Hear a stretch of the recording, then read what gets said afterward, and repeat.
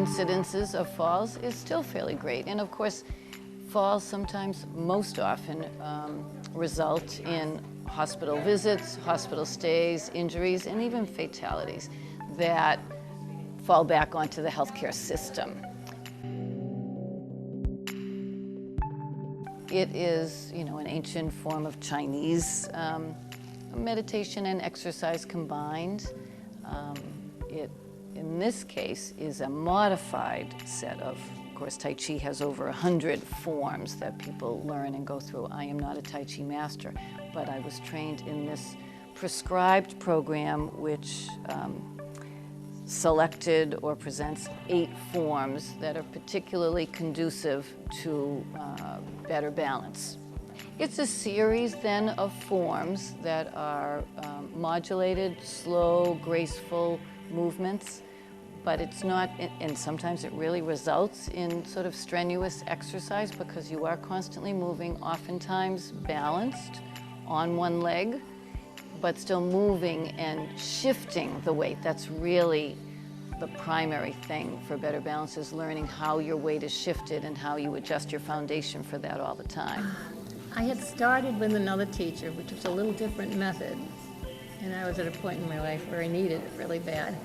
And then Linda started it, and I remember reading that a Harvard Medical School study, that it was one of the 5 best things for seniors to do. I think I've been doing it for about a year and a half. I did it because it complemented the other activities I was doing to help balance, which was yoga, balance for life, meditation. So I was dabbling in all of these activities, and they all came together. So it's called meditation in motion, or even medication in motion.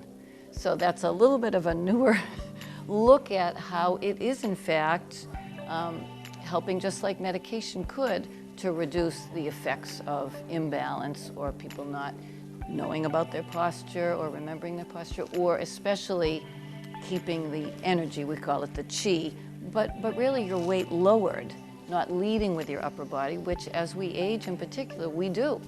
You're using your feet in such a way that I can see where it helps the balance. I don't know if you thought about, planting your feet and moving them definitely and deliberately, but it's very settling.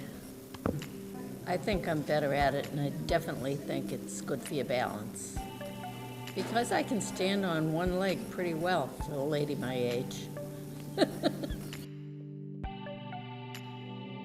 So the 8 forms go from simple, you may have noticed the side-to-side stepping, which is our roll the ball. So that's the first form we learn. And then there's forward stepping forms. Some simple, some a little bit more complex. The backward stepping, again, sometimes it's the weight shifting forward and back in a very modulated way so that they're aware of it. This was being concentrated on each of the movements and gave thought for each of the movements, which in turn you focused on each of your muscles. And so all of these coming together, I think, has really helped my balance, and I'm glad I'm doing it. And when you see it all together, it's beautiful. It's really very, very graceful, almost ballet-like, and people feel good doing it, and they do feel stronger because of it. I'm very conscious when I'm standing, like in a line at the supermarket, where my weight is. I never stand like on crooked anymore. I stand straight.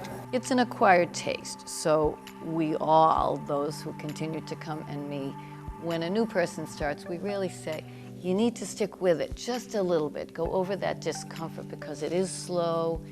It is different than exercise. You're not feeling that exercise at the beginning, but if you stick with it, I think for the most part, people grow to love it and really look forward to doing it every week.